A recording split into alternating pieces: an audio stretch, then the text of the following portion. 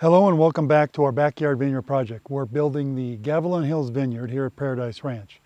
Please subscribe, follow along, hit the like button, let us know what you think. This is going to be a short video. It's essentially part 2 of chapter 4. I didn't get a chance earlier to update on the catch wires that we installed when we put in our trellis system.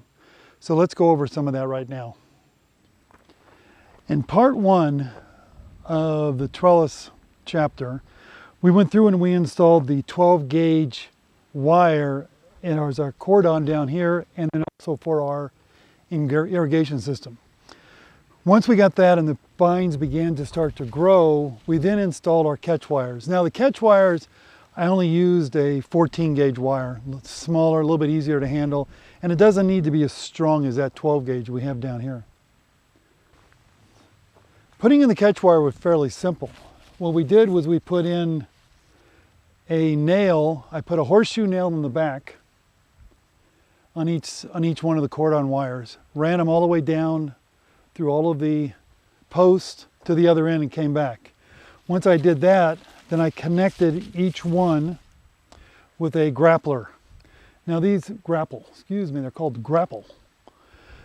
These worked out really well. They're easy to work with. There's a tool that you have, I've probably already seen this, but you essentially put the grapple on and hook it, and then you just pull, and it will cinch down the catch wires pretty nicely. I've got catch wires, I've got wiring on every one of my trellis systems. So I've got 18 inches for my irrigation. I've got all of my catch wires and the cordon wires. The cordon wires are at 36 inches.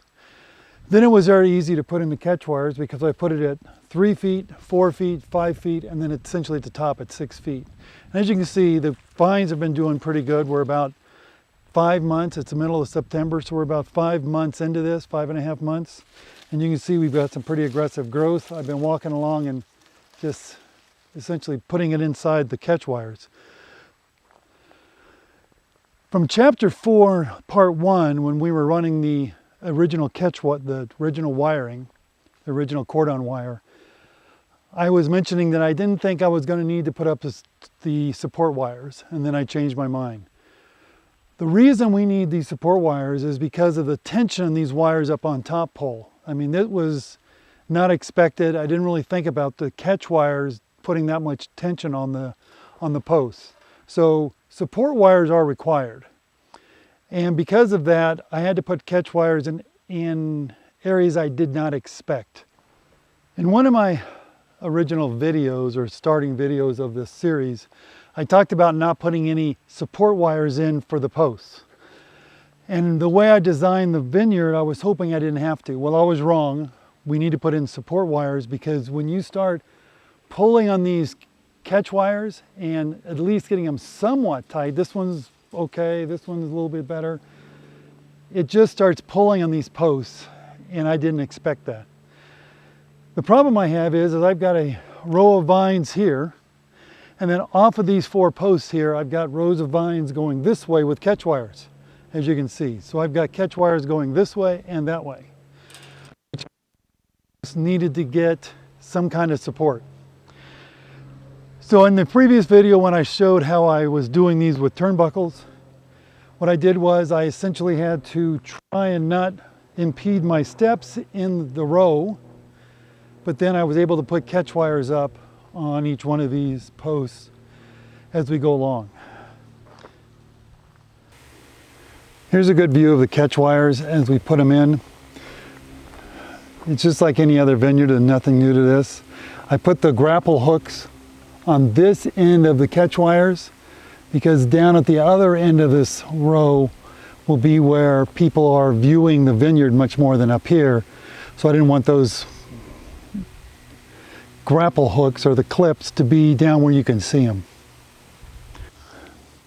I was always planning on putting catch wires at the end of these 4 rows. So these catch wires aren't really a problem from what I originally planned, so that worked out pretty good.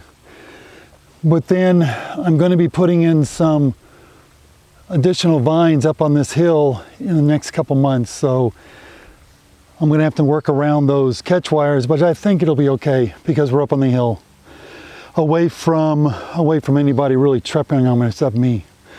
One of the reasons why I put the originally yellow ribbons on those catch wires that are now white from the sun is because it was me. I kept running into them, so I figured if I put some yellow ribbon or put some kind of ribbon on, I'm not going to trip over them anymore. This is the one spot I didn't want to put catch wires because there wasn't much room, but in the end I didn't have a whole lot of choice. As you can see, the catch wires are not at a 45. They're going down pretty dramatic right there, because as I put the wire out towards the steps, I couldn't get a good anchor on the ground.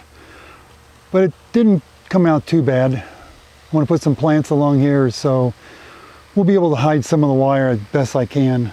I'm also going to have the vines actually come out to the catch wire off of the cordon wires, so I'll have vines growing up those catch wires as well. I just want to take a chance and show off a bit. This Cabernet Sauvignon vine right there, it's about 5 months in the ground, and it's sitting well up to about 7 feet. There's quite a few right here like that. Makes me feel like I'm doing something right. Looks good. What do you think?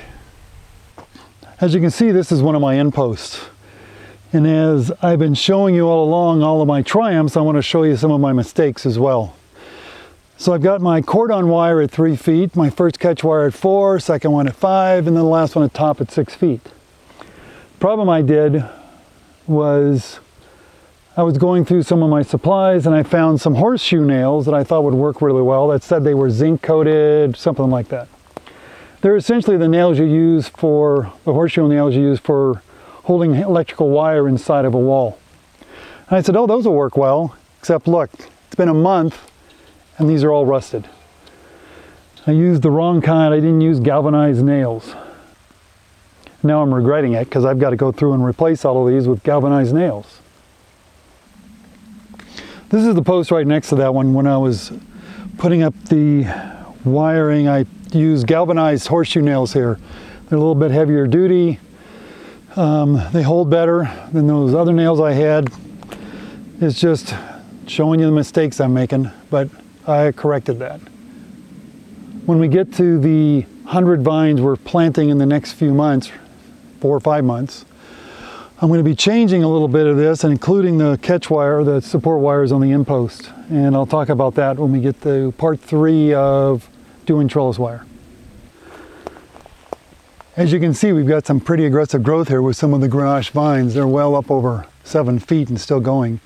5.5 months in, I've still got, it's middle of September. I probably have until September, October. I probably have until November before I really see any change in this. The vines stop growing, so this is going to be pretty good. So that's just a little recap. I wanted to go through and get this video done very quickly. It's 100 degrees today, and my camera does not do well in the heat. So that was just part 2 of the trellis wires and the catch wires. There'll be a part 3 when we get into the next 100 vines. I've got some changes I want to make.